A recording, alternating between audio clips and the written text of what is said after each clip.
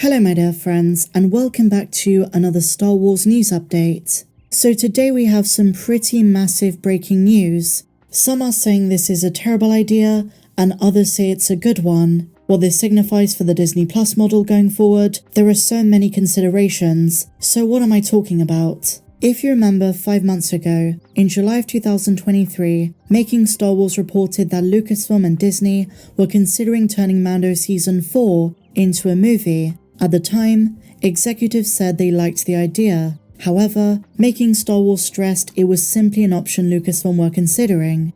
There is a point to be made about The Mandalorian's magic being the fact it's a TV show, and the fact this could mean a soft cancellation for the TV side. But I'm not sure if this is what Jon Favreau has in mind. I theorize he's going beyond this. He wants to have his cake and eat it too, have Mando and the Mandoverse be on the small and big screens.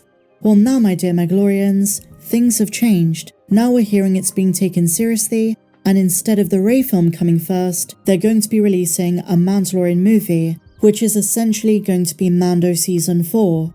Jeff Snyder, on the Hot Mic podcast, said this: "I think we've all been operating under the impression that the Daisy Ridley movie was going to be the next Star Wars movie. I know I certainly was. They announced like 3 movies and I was like, okay, the Daisy one is the furthest thing along, I think. It has a director and all of that. Anyway, it doesn't sound like that's going to be the next one, even though it is going to start filming in April. The next Star Wars film is slated to be May the 22nd, 2026, and Snyder is now hearing Lucasfilm have chosen the option of making Mando 4 the movie. Making Star Wars said a while back that the strikes made Jon Favreau reconsider the structure of Season 4. The script apparently changed, and by the sounds of things, he probably sat down and had a good old think, and came to the realization, why don't we just make this the Mandalorian film? And I should emphasize there is no indication this is the film that Dave Filoni is going to direct, the one announced at Celebration that accumulates Skeleton Crew, Boba Fett, Ahsoka Season 1, and Mando 1, 2, and 3. This one is separate, probably helmed by John and Dave and Rick Famuyiwa, that I imagine is going to be a precursor to Dave's film. And it's now believed the next stage of the story, which is Din Djarin and Grogu working for the New Republic and tracking down remnants, is going to take place on the big screen. Snyder is now hearing from his Disney source this is going to be the 2026 movie. He went on to say this: "A couple of months ago, I shot this rumor down. There were rumors that Season 4 was going to be turned into a movie. At the time," he said, "I didn't think this was necessarily the case. However, that is now what I'm starting to hear, that the odds are in the project's favour. Whatever Season 4 of Mando turns out to be, whoever is in it, whatever shape it takes, it looks like it's going to be the next Star Wars movie." And he's so confident, he thinks it's going to be announced this month, before the end of the year. Wouldn't that be amazing? I think Lucasfilm is smart if they do decide to put Mando in cinemas first. That's been what's been keeping Star Wars going. That is the project fans are most hyped about. Mando and Grogu specifically have become pop culture icons. They're so recognizable, and this is a really good approach. Kathleen Kennedy said the opening crawl is going to return. We did get a red one for Ahsoka, and the Mandalorian movie is no doubt going to have one too. Could you imagine if they used a combination of John Williams music and Ludwig Göransson? And some intriguing food for thought. We might start to see a combination of small and big screen releases for various Star Wars properties, creating in this case a Mandoverse, as we like to call it. I can imagine this being a full movie trilogy. So The Mandalorian chapters 25 through 32, which would have been the 4th season, are going to be a movie. And then we might return to the small screen for Ahsoka Season 2, maybe Boba Fett Season 2, and that could accumulate into another film further down the line. That's the model Favreau might be going for. The Hot Mic podcast then discussed the leading man himself, Pedro Pascal. They'd be surprised if he didn't make some space for it, but they don't see how it's possible with all of his commitments. The supporting cast, including Katie Sackhoff and Rosario Dawson, is strong, but they question, is it strong enough to draw in a big box office? I've always maintained, when you're talking about Grogu on the big screen, that has a big draw. Everyone knows Grogu. He has become distinctive and fans want to learn more, especially the casual audience.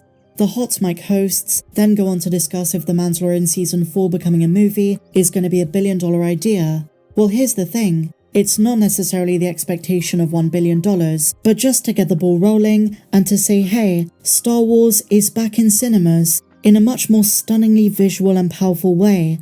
and go all out with the gritty fight sequences, Din taking out some stormtroopers and remnants, doing the spy thriller thing, investigating various new worlds. In the trailers you can have the N1 starfighter soaring across the sky, and that's the best way to have Luke, Leia, and maybe Han make a cheeky cameo as well. The Mandalorian Season 4 is currently rumoured for 2025. That would mean it's going to be pushed back to 2026, leaving a 3 and a bit year gap between Season 3 and what's going to be the movie. We do have skeleton crew in between that though, so that could be a silver lining. Let's wait and see. May the 22nd, 2026 could be a Mandalorian film instead, and it sounds as though some members of the cast are aware of it. A huge tease from Eman Esfandi for a quote, "Untold story within the scope of the Ahsoka show." The series did what it promised by revealing what happened to Ezra and Thrawn following the events of Star Wars Rebels Season 4. But Dave Filoni's live-action series did leave us with a lot of questions. And while we've spoken about the fate of Baylan, the Mortis Gods, Shin, Sabine and Ahsoka, one mystery is the chainmail worn by Ezra during his time on Peridea before he came home. A massive fan theory at the time was that it was comprised of dog tags taken from Thrawn's undead stormtroopers that Ezra had killed. Eman Esfandi was asked about the chainmail during Los Angeles Comic-Con, and he said this, "I can say nothing else about that." And he teases Ahsoka Season 2 or Dave Filoni's movie could answer this lingering question. There is a reason he couldn't just answer with yes or no, and it could be regarding something we're unaware of. How is Dave Filoni going to world build and expand the second galaxy? Ezra came home, but Sabine, Ahsoka, Shin and Baylan are still there. Is it to do with the bandits? Could it be in regards to a secret temple, the shining beacon that Baylan saw? Or another group on that world? But there is more to the story he was told before filming, one which was apparently discussed with Rosario Dawson and Natasha Liu Bordisso. The Sabine Wren actress went on to discuss the character reunion between her and Ezra Bridger. Dave Filoni literally spent years thinking about how to do it right, and before shooting, she said this, "What feels right? It's almost such an epic moment you want to cry and run to the person, and then at the end of the day, you just have to do what comes naturally as Sabine and Ezra." And similar to Eman Esfandi, Natasha Liu was careful about what she can say, and this has me thinking, even though Dave said nothing's been greenlit, are they teasing something in Mando Season 4? Is the story continuing before an Ahsoka Season 2 and before Filoni's movie? In the same way Book of Boba Fett's tied up loose ends from Mando Season 2, The Mandalorian Season 4 could further perpetuate the notion that the Mandoverse is all very much interconnected. It'd be awesome to see Ezra Bridger with the New Republic in the known galaxy, planning to go and rescue Sabine and Ahsoka, and just to see how Bridger is going to play into the wider story now that he's home. Small tidbits and teases in between projects is what we as fans live for. I love hearing them talk about this show. They all seem like they had a great time, and their chemistry and dynamic is proof they did become a family, as Diana Leona Santos stated. So maybe it's just a matter of time until we find out this untold story, which as we spoke about before, could be a gap Timothy Zahn fills with an upcoming book. Either way, there is something Eman Esfandi knows, something they all know. And so now my dear Mandalorians, another tidbit from the Mandoverse. We found out the name of the Autoland main character the other day, Neil, but now an exclusive from MakingStarWars.net has given us the name of Ravi Cabot-Conyers' character. They compare him to Elliot from E.T. and Mikey from Goonies. This character seeks out adventure and excitement and is the leader of the bunch, and his name is Wim, W-H-I-M. They say they're 99% sure about this, and they also give us a bit of a scene description. There is a scene where the Max Rebo character, the Autoland called Neil, and Wim sneak out at night with flashlights. This is to get to the ship in the forest, and it is extremely reminiscent of the iconic scene with the flashing lights in E.T. They describe Wim's hair as similar to Brian May, the iconic guitarist of Queen, and despite being an Autoland, Neil also has hair, neatly parted to the side. And so now guys, moving on. To commemorate the 25th anniversary of The Phantom Menace, in 2024, we're getting a Mace Windu novel. It was just announced. We're getting a comic series, but we're now also getting a book that ties into the last bit of Episode 1.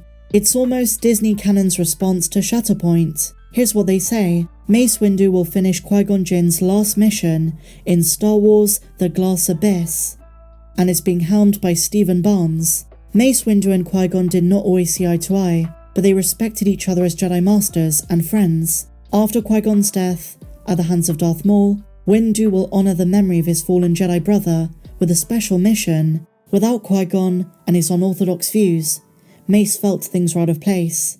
While considering his fallen friend's legacy, Mace is surprised to receive a final message from Qui-Gon, marked to be delivered to Mace on the event of Qui-Gon's death. The message contains a last request, a plea to help the Outer Rim planet of Metagos. But along the way, Mace Windu's beliefs and rigid Jedi philosophy is tested, being forced to push the boundaries of the Jedi Code and his relationship with the Force itself.